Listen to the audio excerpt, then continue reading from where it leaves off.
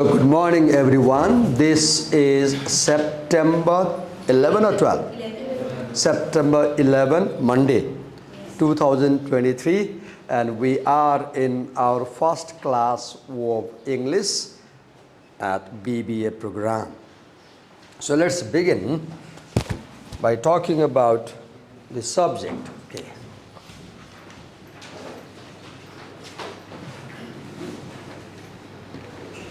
Every subject has a course code.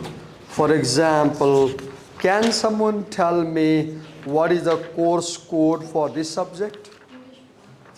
Turn the page that is for English. What is the course code? 101. Let's write it all caps. So this is the course code for you. Whenever you fill up exam forms, you should remember this code. Even in the examination, while writing on the cover of the exam script, this is the course code. And please come in.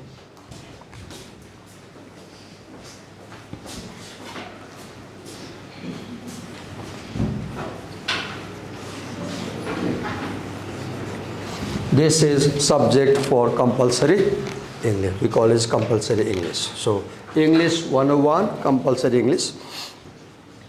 Can you have a quick look and tell me how many units are there in total? How many units are there?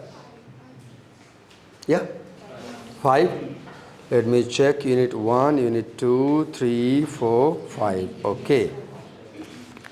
So let's begin with the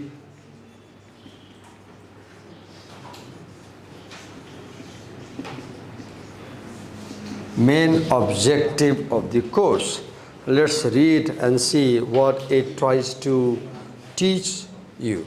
The course aims to widen the horizon of students by exposing them to different discourses and at the same time develop their analytical skills. Wait a minute.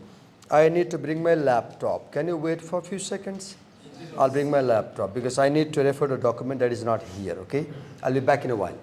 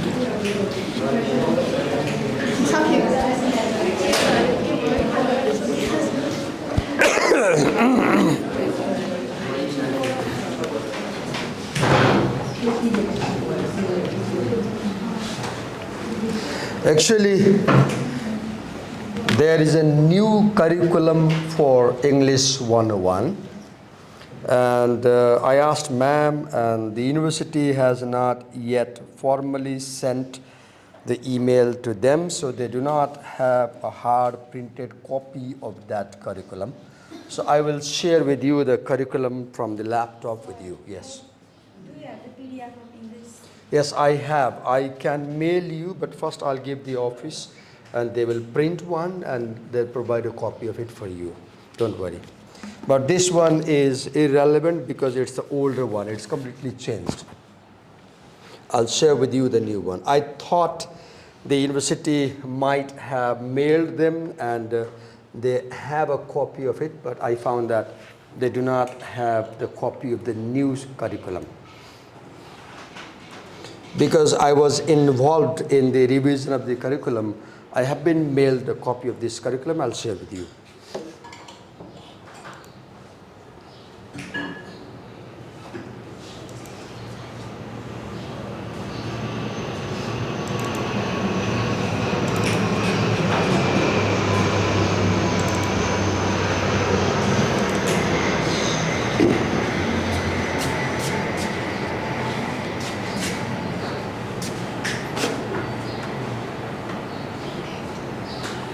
You know, what I experienced today in the first class is you plan, right? And when you plan to do something, I found that your plan does not go as you expected it, right? And quite unexpected things may happen. So one quality that you should have or we should have is the ability, the flexibility to adapt to the changed situation and feel comfortable and go with it. Look what happened with me. I came with a plan to introduce you to the curriculum, and I find that we have the old curriculum, not the new one. Now, if I become nervous and if I feel uncomfortable, I'll go wrong. So what I'm doing, I'm just going with my plan B. So in life also, you may leave your home with a plan, and as you reach the place, you will see that something is different, right? Now, I do not see the BBA cable to connect here. Now, I can't display it with you. I'll read out. You can do a listening test as well, right? Okay. Every course has a course description. So there is something called course description. A course description is one paragraph about the main features of a course, right? So I'll read out the course description and we will write the main features on the board and talk about it. It says that English 101 course with its focus on different literature genres. Let's note down. You too can note. Focus on different literature genre. As a teacher, I expect that you are very good at note taking in class. One study skill that you should have at this level is knowing how to summarize a teacher's class in a note copy. When the class ends, you have 1 or 2 pages clear outline of the class, and you clearly have noted down what major things the teacher did, okay? So I won't be reminding you every time to note down, but every time I write something or say something, you decide what in this teacher's speech is notable. Note down. If I write something, you decide what I should note down and note down, okay? Note making or note taking is a very essential skill that you should have by now. So it says that there are different literary genres, including texts from Nepali and Nepali diaspora, okay? Text from Nepali and Nepali diaspora. Then it says texts inclined to business world and academic writing. Okay. Texts inclined to business world, text inclined to academic writing, aims to offer interesting spaces for critical and creative reception of texts under various themes. Okay.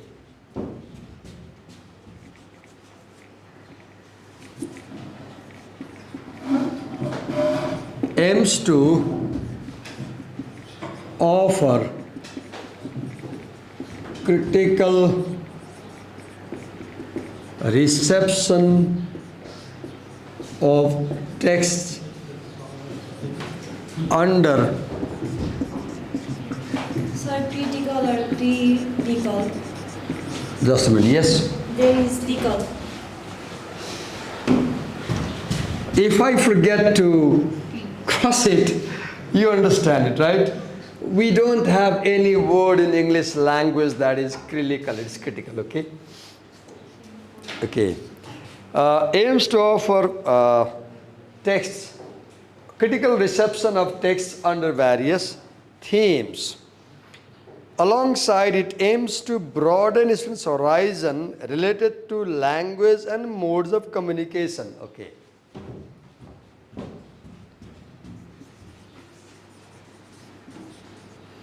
Broaden horizon related to language and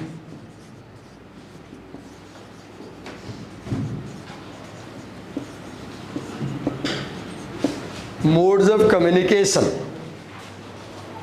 Okay.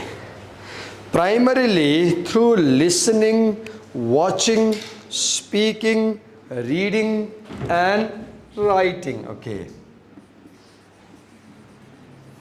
Through listening, watching, reading, writing. Do they mention speaking? Listening, watching, speaking. Yes.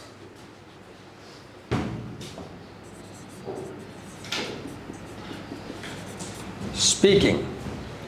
Okay, then they write, the major thrust of the course lies in different layers and modes of reading and writing.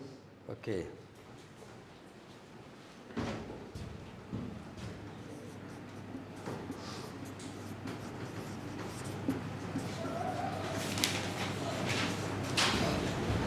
Different layers or modes of reading and writing.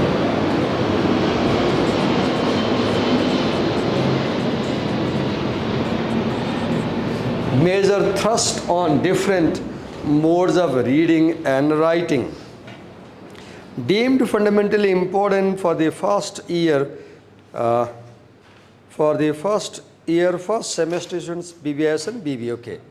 So this is the course description, and if we understand these things I've noted down, you will have a better idea of what this English course is about and what it expects from you and what you can expect from the course to learn. So let's talk about it. First, it says it focuses on different literary genre. Okay, a genre, originally a French word, I guess, G-E-N-R-E. A genre is a systematic way of saying something.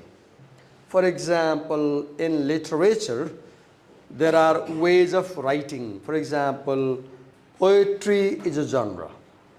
So if you see a poem on a page, you know by the visual space, right? Poems are not printed on the page the same way a paragraph is printed, prose paragraph. So just if you have a look on the page, you can tell if something is a poem, right? So poetry is a genre. Let's note down here with arrows. Okay, poetry is a genre. In the same way, prose can be another genre.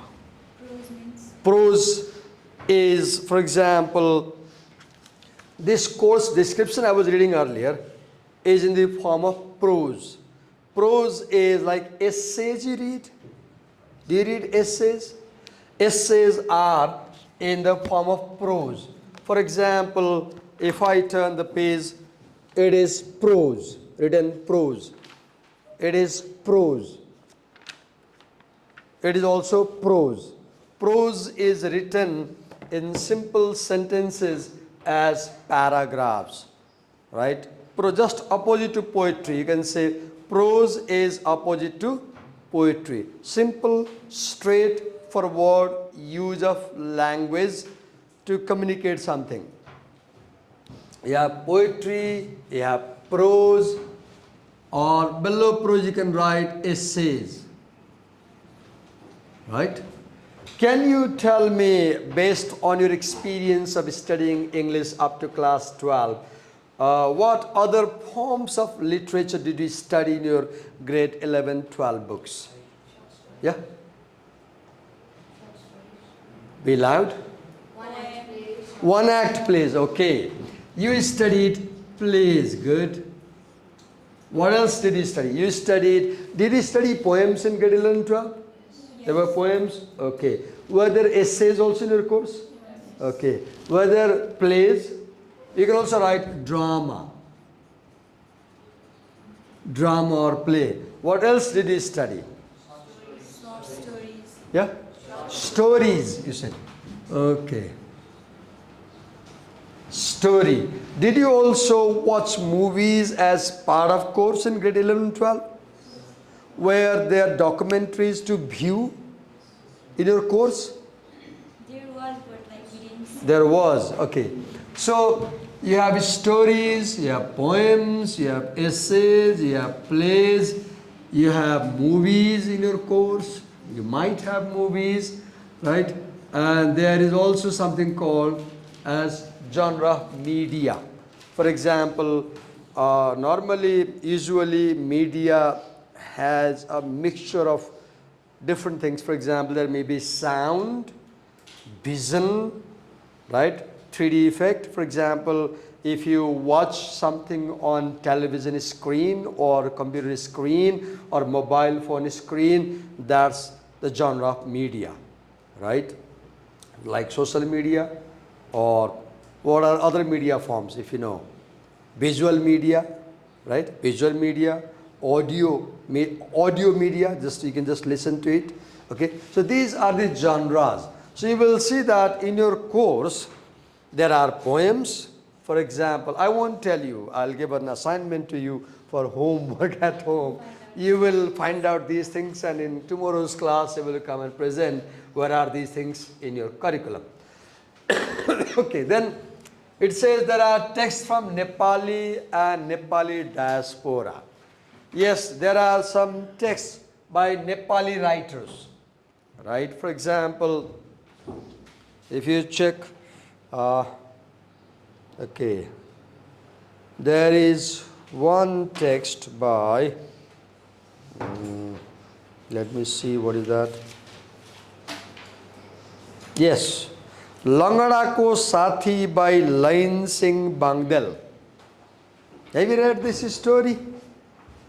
No?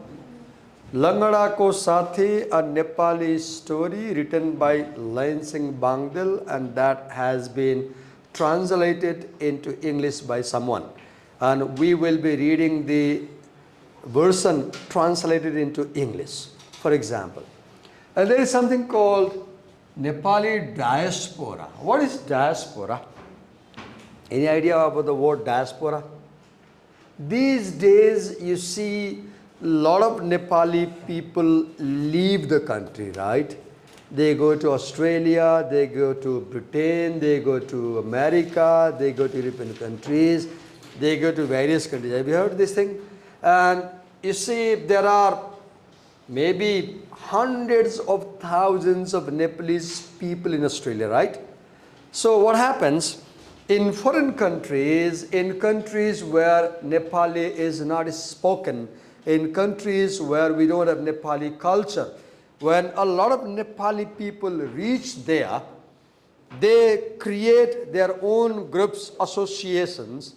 They often come together and they interact, and gradually over time they bring their own Nepali culture there, right? For example, I remember my own brother is living in Australia for the last 10-15 years, and he has got a son and daughter. His son speaks English like a native speaker. The daughter too speaks English like native speaker, and they speak Nepali like a foreign speaker. They are Nepali children, right? But they speak English like native, and they speak Nepali as a foreigner. The tone is like a foreigner. And what I mean, diaspora is a large group of Nepali people in a foreign country, a large group of Nepali people in a foreign country who have been using Nepali language there among themselves and who have taken the Nepali culture there. So that group, which is not in the original country, Nepal will be the original country for Nepalese people, right? But let's say Australia is not the country of the origin for them. So Nepalese in Australia, for example, if they are in a large group and they use Nepali language, and if they preserve Nepali culture, literature in a foreign country, then that is called a diaspora. We call that a diaspora. The use of Nepali language by Nepalese outside Nepal, let's say. Like we can say adaptation of Nepalese culture. Yes, adaptation of Nepali culture in a foreign country. Adaptation of Nepali language, Nepali culture in a foreign country. For example, have you heard about Manjushri Thapa? Have you heard? Manjushri Thapa, if I remember correctly, if my knowledge is correct, she lived or lives in Canada. And living in Canada, she writes in English as well as in Nepali, I guess. Have you heard about Samrat Upadhyay? He is a short story writer, I guess. He lives, I think, in Canada, or I don't know exactly. And he writes in Nepali. So many people, as well as English, many Nepalese live in a foreign country. They speak Nepali, they write in Nepali, and when such people are in large number, then they are called as diaspora. Simply, diaspora is a large number of people who are not in their country of origin, but in some other country. A large number of people who are not in their country of origin, but in some other country. So we will have writings by Nepalese living abroad. We'll have writings by Nepalese living abroad. Then you have texts inclined to business world. There can be a research paper, maybe, I guess, or any essay that deals with the theme of business world management. Then you have texts related to academic writing. What is academic writing? There are two words, academic writing. So the word academic comes from the word academy, A-C-A-D-E-M-Y. And academy was a school founded by Plato that ran for 1000 years. You just imagine what a strong school it was. It could run for 1000 years. So academic means related to education. Academic means related to school, college and university. So academic writing means the kind of writing you do at college level, school level, 10+2 or bachelor's, master's, PhD. So the kind of writing that educated people do as part of their education is academic writing. For example, what kind of writing did you do in your grade 11 and 12? What things did you write inside classroom or outside classroom? What did you write? Letter, essay, Yes? letter, essay. Yes, so I don't know if I'm bad at hearing or... Letter, essay. Okay, you wrote letters. You wrote letters. So letters are part of academic writing. You wrote essays. Essays are part of academic writing. Email writing. Email is part of academic writing. Memo is part of academic writing. Memo. Yes? Memo. Memo, what is memo? Don't know. Any idea what is memo? The full form of memo is memorandum. In official work, if you are an officer, senior officer, and you want to give a quick instruction to someone. For example, you want to go home before the college closes today, let's say. Then the gatekeeper won't allow you to go out before the college is over. So what do? You go to Prabha ma'am and you ask her for permission. She takes a small slip where there are columns for name and then time, and she writes your name and she writes time and she puts a signature. And you show that paper to the gatekeeper there, he lets you go. That is small paper is a memo. Memos are business communication done in official setting for short and quick messaging. They are very short, small pages, papers, and they are used for making a quick message, right? So as you said, primarily academic writing consists of essays, because mostly as part of school and college learning we write essays, right? In examination also we have short answer questions. We might write paragraphs, okay? We have long answer questions. We might write essays. The essays may be different kind. There may be description in some of them. There may be storytelling in some of them. There can be persuasion in some of them. There can be argumentation in some of them.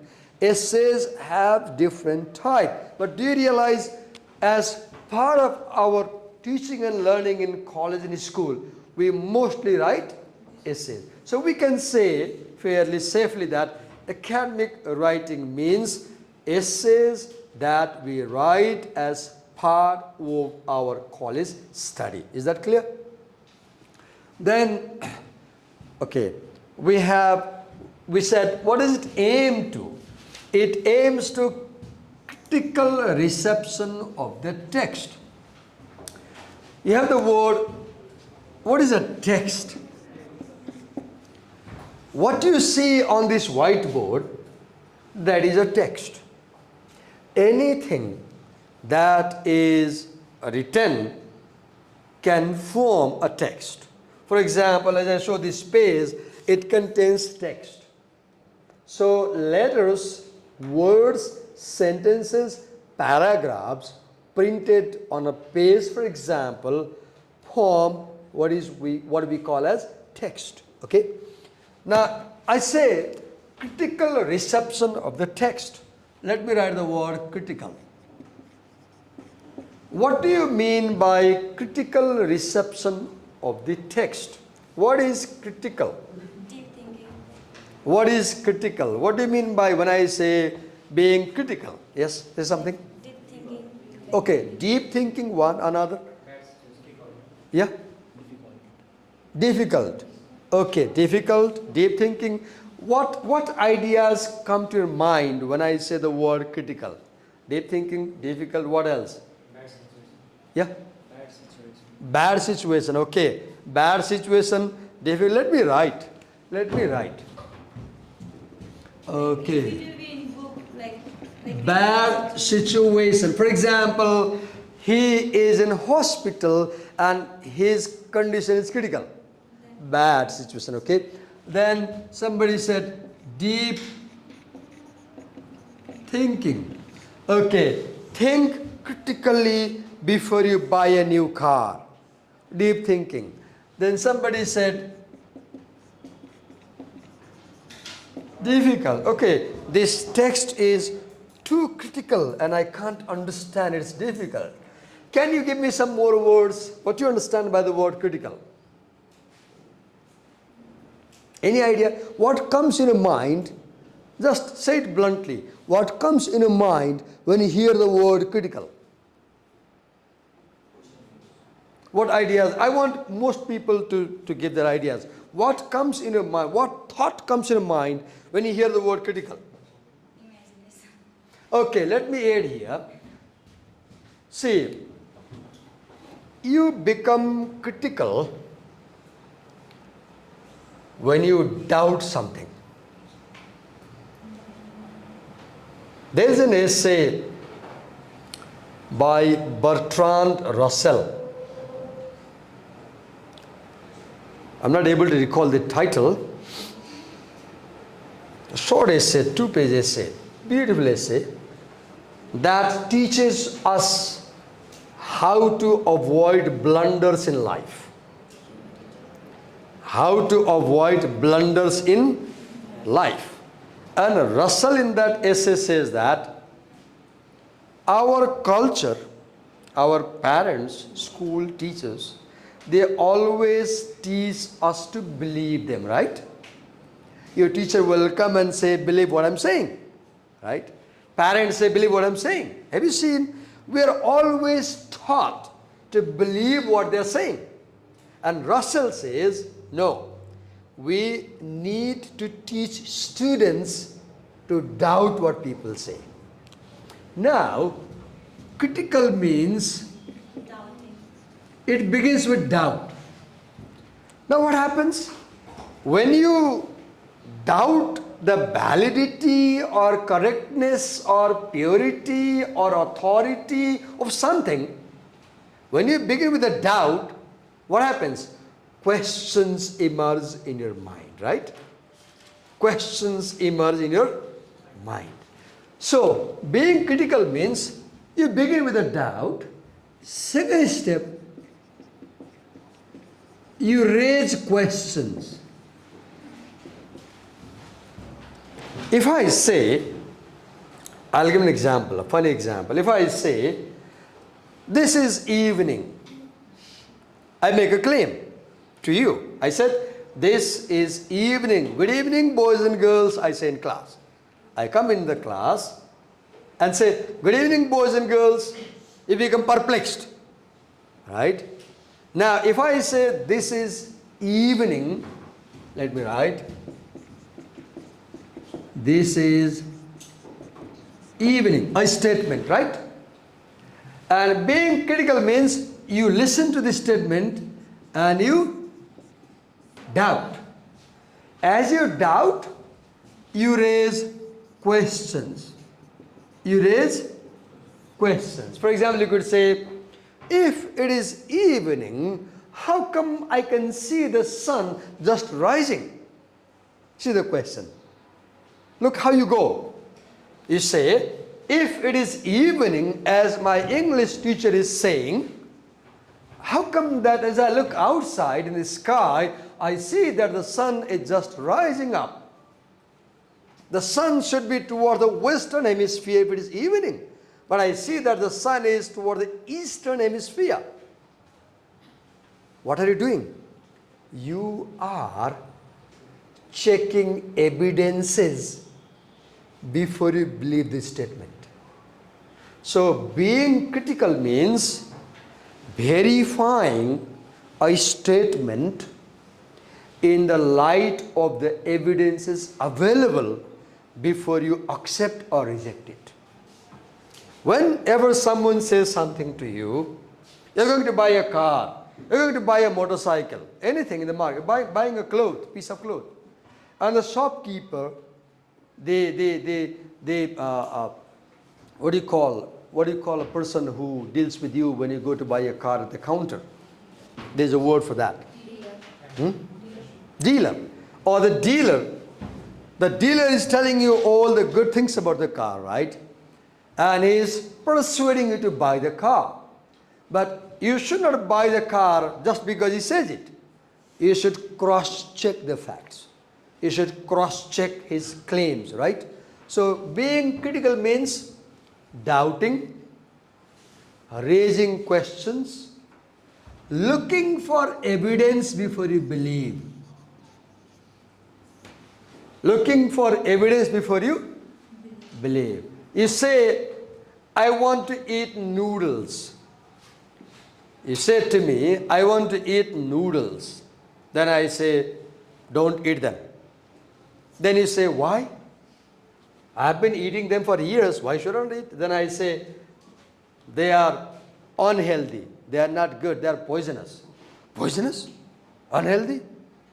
I've been eating for years. Then you say, how can you say they are unhealthy?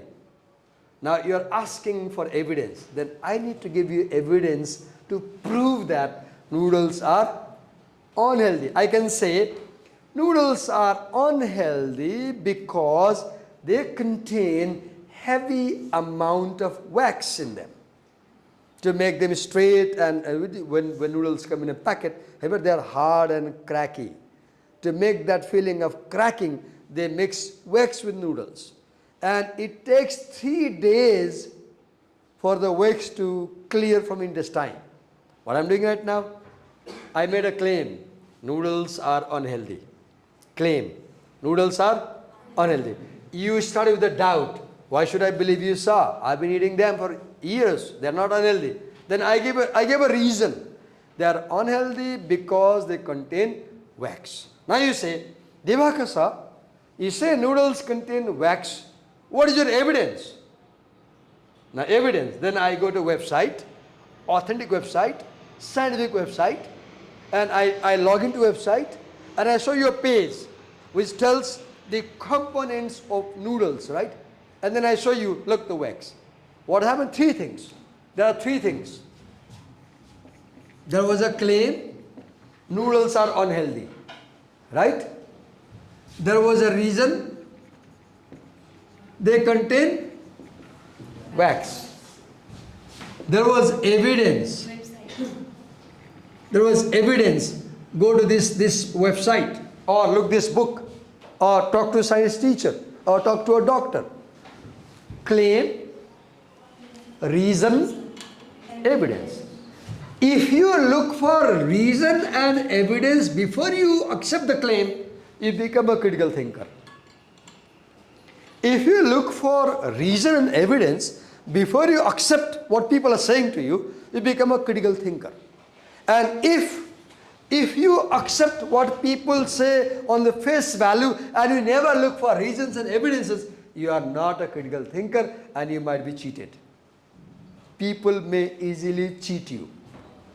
People who do not ask questions, people who do not show any doubt, people who do not look for convincing reasons, people who do not check for evidences and believe what people say, they are known as gullible people.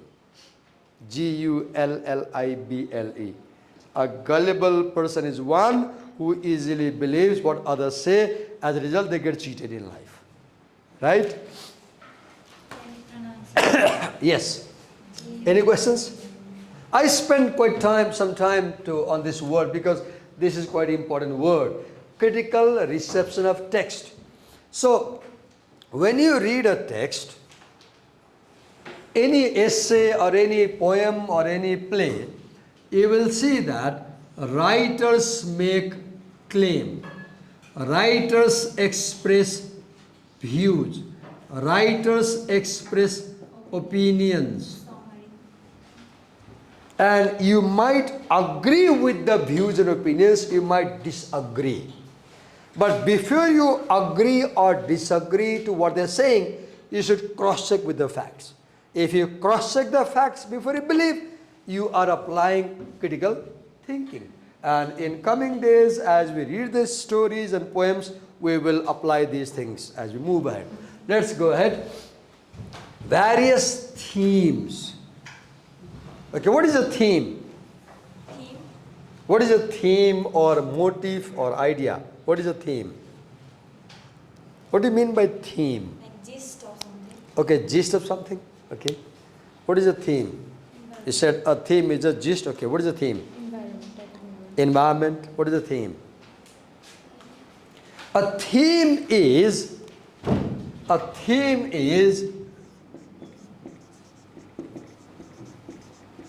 dominant idea in a text.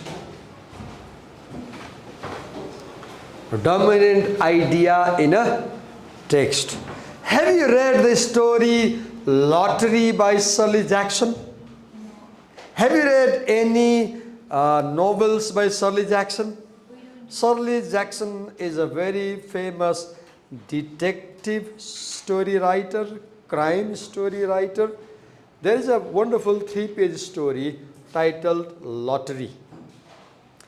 In that story, people gather in a village to celebrate a festival. And the festival is known as the Festival of Lottery. Normally, when you win a lottery, you become happy, right? When you win a lottery, you get something good. You get money maybe. You get a car maybe. You get some other things maybe. In that story, the villagers gather for the Festival of Lottery. And then one of the persons has a box, black wooden box, old box, that contains a lot of papers. And everybody in the village has to pick up a paper. Most papers are empty.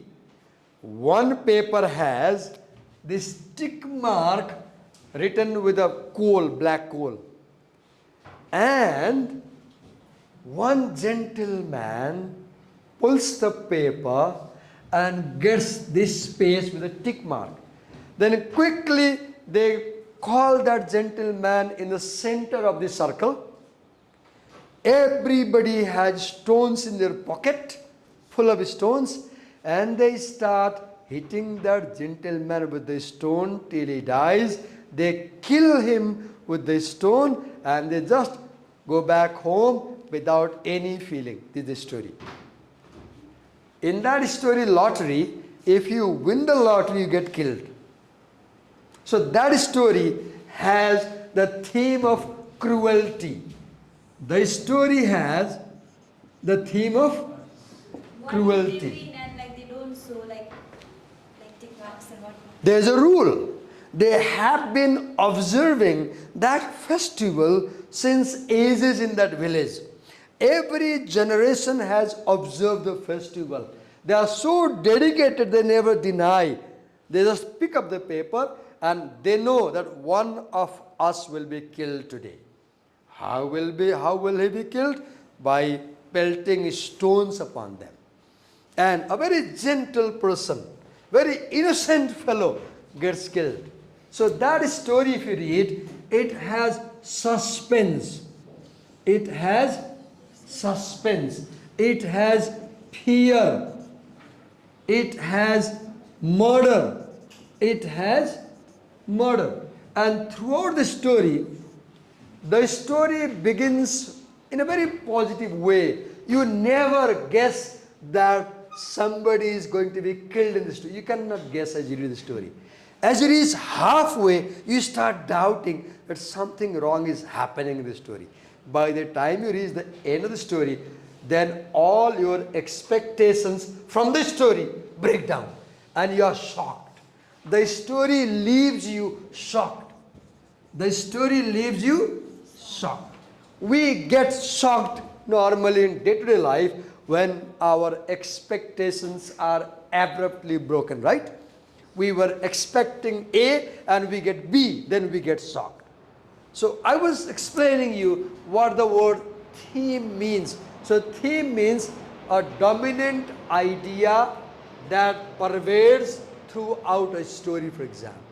There is a story, a coward, where a college student, two college students fall in love. Prema falls in love with Keshav, and they spend time dating outside in the park. And while dating, Keshav says that he is not conservative, he is not old-minded, he is progressive, he doesn't believe in caste because Prema is a Newar girl and Keshav is a Brahmin girl. And when Prema says, I'm a Newar girl, how will you marry me? Then Keshav says, I don't believe in caste. Okay, the days move. And finally, when Prema says, now you need to marry me, otherwise my parents will marry me to somebody else. Then Keshav goes home, and when Keshav's father, Pandit, knows this thing, Keshav's father says, if you marry that Newar girl and bring to my Brahmin family, I will expel you from home, I will not give you my money, I will not give you my property. Then Keshav breaks down. And Prema writes a letter. He says, come home this evening, my parents want to meet you and talk about our marriage. Then Keshav replies that, sorry Prema, I did not know that the cultural barriers are so strong. Sorry, I can't marry you. And Prema commits suicide.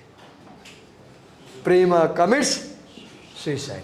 As you read the story, the theme of the story is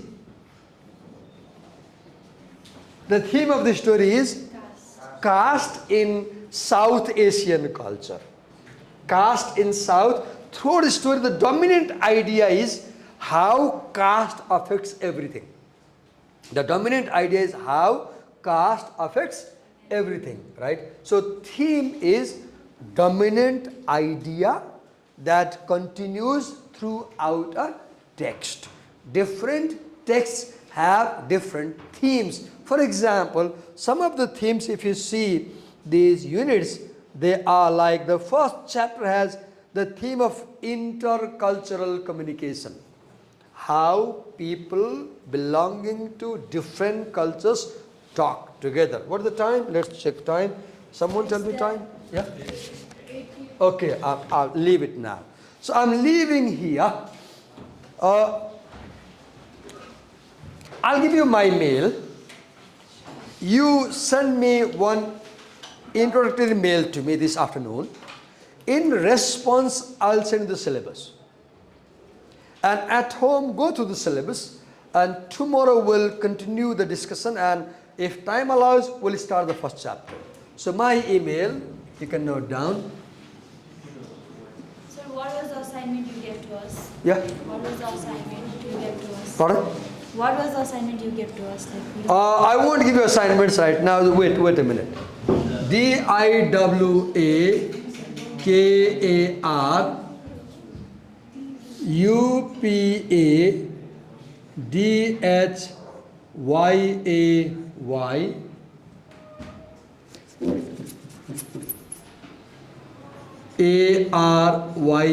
DIWAKARYAL. My full name.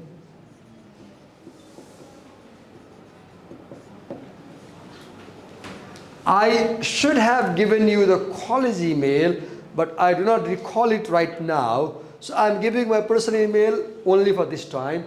From next time, you will use college email. You will communicate with me through college email. In next class, I'll give you a college email as well. So please send a 2-line greeting mail to me, to this mail. And in reply, I'll send you the soft copy of the syllabus. And the assignment is, go through the syllabus. And come to my class tomorrow with a lot of questions to ask me. Okay? So I won't ask you questions. You will ask me questions. Okay? Is that easier? So go through the syllabus and come with a couple of questions you want to ask me. And we'll continue the discussion of syllabus and understand what is there. And if time allows, we'll get into this text as well. Thank you. Any questions you want to ask me? No, sir. Thank you so much.